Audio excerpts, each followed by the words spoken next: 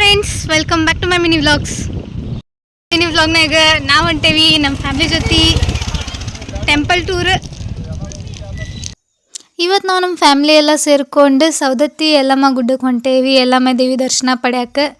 ಮತ್ತು ನಾವು ಎಲ್ಲೇ ಹೋಗೋ ಮುಂಚೆ ಗ್ರಾಮ ದೇವರ ದರ್ಶನ ಪಡ್ಕೊಂಡು ಮುಂದೆ ಹೋಗೋದು ವಾಡಿಕೆ. ನಮ್ಮ ಗ್ರಾಮ ದೇವರಾದ ಐನಾಪುರ ಕೇರಿ ಸಿದ್ದೇಶ್ವರ ದರ್ಶನ ಪಡ್ಕೊಂಡು ನಾವು ಮತ್ತು ನಮ್ಮ ವಾಪಸ್ ಗಾಡಿ ಹತ್ತಿದ್ವಿ. ನಾವು ಪ್ರತಿ ವರ್ಷವೂ ಸವದತ್ತಿ ಯಲ್ಲಮ್ಮಗೆ ಹೋಗ್ತೇವೆ, ನಮ್ಮ ಅಜ್ಜಿಯವ್ರ ಮನೆ ದೇವರಾಗಿದ್ದರಿಂದ. ಹೋಗೋಬೇಕಾದ್ರೆ ದಾರಿಯಲ್ಲಿರೋ ಎಲ್ಲ ದೇವಸ್ಥಾನಗಳಿಗೂ ಭೇಟಿ ನೀಡ್ತಾ ಹೋಗ್ತೀವಿ. ಹಾಗೆ ಈಗ ನಮ್ಮ ಫಸ್ಟ್ ದೇವಸ್ಥಾನ ಹತ್ತೋದು ಚಿಂಚಲಿ ಮಾಯಕ್ಕ ದೇವಸ್ಥಾನ. ಚಿಂಚಲಿಯ ಎಕ್ಸಾಕ್ಟ್ಲಿ ಲೊಕೇಶನ್ ಬಂದುಬಿಟ್ಟು ಎಲ್ಲಿ ಬರುತ್ತೆ ಅಂದರೆ ಬೆಳಗಾವಿ ಜಿಲ್ಲೆಯ ರಾಯಬಾಗ್ ತಾಲೂಕಿನಲ್ಲಿ ಬರುತ್ತೆ.